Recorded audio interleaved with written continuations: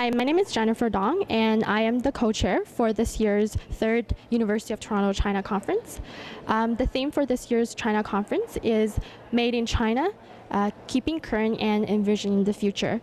Our purpose is to inform, to integrate, and to inspire. We hope by presenting our different panels in finance, trade, and so forth, we'll be able to inform our delegates and promote further understanding of the relationships between China and Canada. And this year, we had the honor of inviting the former Minister of Foreign Affairs, Mr. Pierre Pettigrew, to be our keynote speaker. And during his keynote speech, he also addressed the issue of Canada and China relations.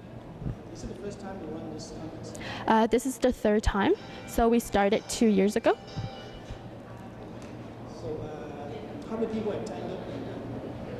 For this year's conference, I believe there are from 180 to 200 people who attended the conference this year. What about the response of the students attending this conference? So far, we've received positive feedback from our delegates, mostly commenting on our speakers. Basically, the speakers this year were really great and were really engaging. And so overall, the feedback has been very positive. So running this great conference, do you encounter any difficulties, any problems? Well, of course, running a conference like this obviously we would encounter many problems. A lot of problems existed earlier on in the speakers. Our work on inviting those speakers, and also another problem that we encounter would be the finance area sponsorship. This year, mainly our sponsorship has been from the academic side, so University of Toronto, and our goal this year was to attract more corporate sponsors this year.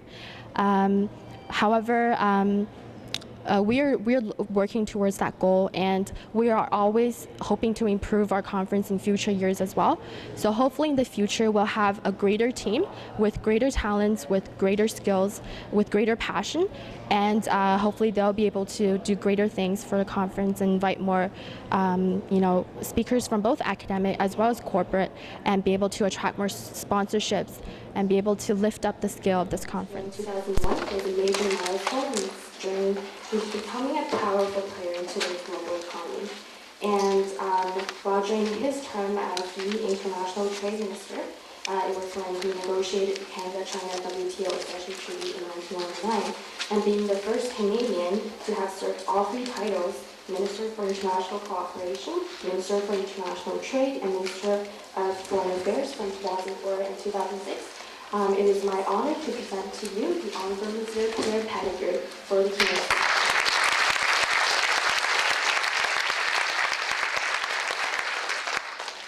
Well, thank you very much, and I'm sorry that I have rushed you, but I am myself taking a course at the Rutman Business School this weekend, and they did not allow me more than 1 hour away from my own class. I'm taking this course of the directors, and they're very strict.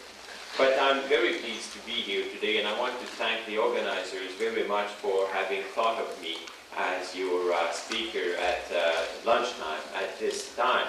I want to commend the organizers for having put up a very good program and looking at many angles, and having had the opportunity of looking at the agenda. It allows me really to talk about anything I want, because everything else is covered by the rest of the program, which is very good, because as a minister, that's what you really like to do anyway. That's pretty much talk about what you want and take for granted that others will have done the hard work and the pulling. Ministers serve on the work of others, that's well known. But I have been back now for 2 years in the business. I'm based at Deloitte here in Toronto. I moved to Toronto, leaving my beloved province of Quebec, and I love Toronto. Very happy to be here. And any one of those of you who are considering business and politics, I can tell you one thing. Politics is a lot more difficult than business. In politics, they focus on the 10% that has not gone well in your week. And the media focus your attention on the 10% that did not go well. And it's always on what's not going well. The opposition focuses on what goes less well. You may be very good, but they never talk about that.